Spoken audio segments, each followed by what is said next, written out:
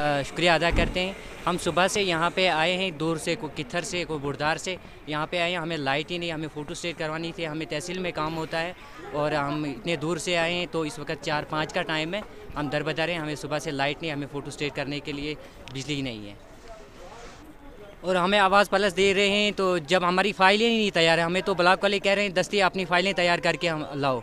हमारी फ़ाइलें ही नहीं तैयार होती है, ना तहसील में हमारा कोई काम हो रहा है, ना बैंक में हो रहा है, ना कंप्यूटर वाले के पास हो रहा है और हमें आवाज़ प्लस दे रहे हैं। तो जब हमारी फ़ाइलें ही नहीं तैयार है, हमें तो ब्लॉक वाले कह रहे हैं दस्ती अपनी फ़ाइलें तैयार करके हम लाओ।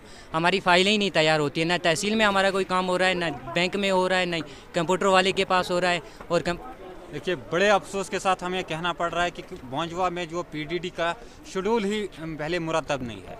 अब जो शेड्यूल इन्होंने बनाया था, 2 घंटे लाइट देते थे, 2 घंटे इसका शटडाउन होता था, मगर बड़े अफसोस से कहना पड़ रहा है कि आज सुबह से ही लाइट नहीं है। जबकि आरडीडी डिपार्टमेंट ने लोगों को ये कहा कि आप आवास प्लस की फाइलें तैयार करो।